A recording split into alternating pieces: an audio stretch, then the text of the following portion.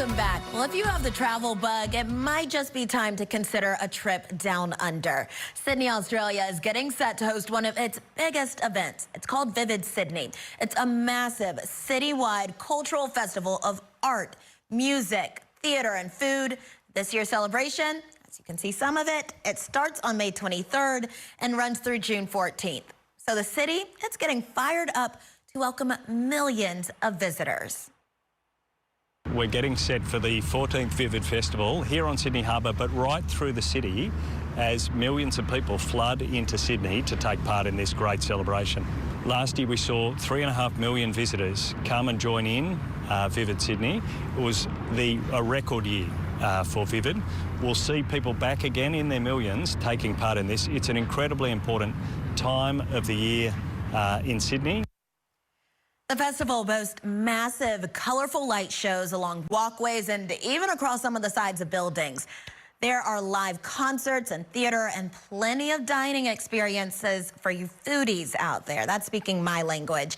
Well, entertainment news contributor and host and correspondent for Dish Nation, Andrew Freund was lucky enough to visit Vivid Sydney last year. He's joining us now to tell us all about it. Happy Sunday, Andrew. Good to see you again. Thank you so much for being here. So let's start off by you just telling me about your experience because it looked wonderful from that video we just saw. Yeah, Aaron, just watching the video back, I was like, God, I wish I was going again this year. But Vivid Sydney is the Southern Hemisphere's leading multi-art form festival that transforms the city for 23 nights. Now, you know, we got a little glimpse in the video of what that looks like, but the video doesn't even do it justice when you're there in person because you're seeing these immersive light installations, all of these art exhibits. You're seeing food trucks, you're seeing concerts. It is literally citywide, and you're just going around the city, and quite frankly, everyone is so happy, Aaron. And I haven't been somewhere where an entire city is happy for such a sustained period of time, let alone there's so much culture going on.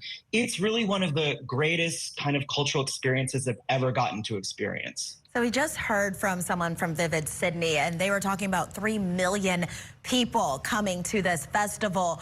Did it feel like that? How big of a festival is this? Yeah, so, you know, it takes over the entire city. So that figure is probably over the entire 23 nights. But it doesn't really feel that crowded to me because, you know, it's so spread out. And also you're outside and everyone's happy and you're eating and you're having cocktails and you're seeing this immersive art. And you're even seeing on the Sydney Opera House, the sails, there's projection mapping on the sails of different artists that take over. It's absolutely beautiful. And I'm looking at this video that they just put. It was absolutely beautiful. So I know that this year might be a little bit different, but from your experience, can you tell us what some of the most popular events were? Yeah, and this year, so last year when I was there, I was fortunate enough to sit down and do an interview with Jennifer Coolidge and Mike White, who headlined their In Conversation series. And this year, Amy Poehler is going to headline the series. So Amy Poehler will be at the Sydney Opera House in a moderated conversation.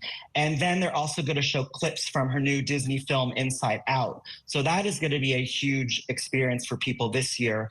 Also, another thing that people should check out if you're heading over to Sydney is the Dark Spectrum. Now you're wondering, what is Dark Spectrum? And Dark Spectrum is an installation in underground railway tunnels. So imagine like a labyrinth going through subways, but filled with like 500 lasers, 300 searchlights, club music. And it's very Instagrammable, Aaron. So you're going to see lots of photos coming out of there once it opens. So those are two kind of huge things that people can expect this year. Now I know what I'll be scrolling for on TikTok. So you know that it is quite expensive to get to Sydney if you're coming from America. But is it an actually expensive event or are there affordable options? Yeah, there are so many affordable options. Dark spectrum, like I just mentioned, that is around 23 US dollars. Oh, But the cool thing about Vivid Sydney is there's a lot of free things to do, and among them is this drone show. Now they do the Southern Hemisphere's largest drone show. It's good. It's over 3 nights, over 3 different weeks. And it's 700 drones, Aaron, in the middle of Sydney Harbor with like we're seeing right here. This was last year. I saw the whale, and this is the wow. globe. But this year, the theme is love. So you're going to see universal symbols of love during this drone show.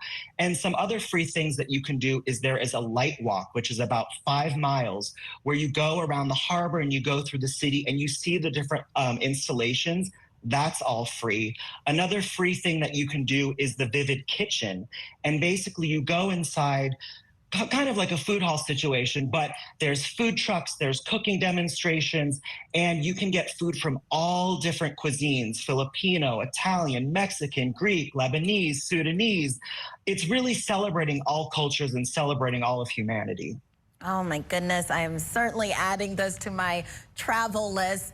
Now, we do know that Australia is a pretty easy place for Americans to visit. It's the same language. You said it, I've heard it before, friendly locals, right? But we know it's far. So what advice do you have for anyone from America who wants to visit Australia as a tourist? Yeah, so I've been fortunate enough to have gone twice. I just got back from my last trip to Sydney this past March when I covered Sydney Mardi Gras. Now, for Americans, it's actually fairly easy to get there. There's direct flights from Los Angeles, San Francisco, Dallas. The flight is about 15 hours going, 13 hours coming back. All major American airlines go there. I've flown there on American, Delta, and Qantas. And one tip I will say, if you're a little, nervous about the long flight, Qantas has the A380 plane. Now, this plane is that huge Airbus double decker, and it feels like you're flying in a cruise ship. You don't even feel any turbulence. So, I would recommend my personal way to get there is on the Qantas A380 direct from Los Angeles. And then starting in 2026, there's actually going to be a direct flight from New York City to Sydney. Now, I don't know what the flight time is on that one just yet, but it's going to be a lot easier in 2026 to get from the East Coast to Australia. And you can also visit vividsydney.com if you want to plan your trip. Yeah, it's certainly on my list. And those planes that you just talked about, they are very easy to do those long flights on. So before we head out, just personal question, did you meet anyone interesting there? Yeah, honestly, the person that I met is I got to meet Jennifer Coolidge when I was there Oh, wow. last year, and I did an interview with her for Dish Nation, and she was everything, Aaron, that you expect her to be and more. And we did the interview, with the backdrop of the Sydney Opera House. She was absolutely hilarious and kind. And then I went to go see her conversation series. And then after, she invited me to the after party, which was on top of a building with one of those like rotating restaurants. Ooh. And I got to actually sit and talk to her, off camera. And she couldn't have been more kind. And the people in Sydney can't be more kind. And Sydney's one of my favorite places in the world to go. I want to go back, Aaron. I want to go back. Take me with you next time. Andrew, thank you so much for giving us all the dish on Vivid Sydney. Thanks, Aaron.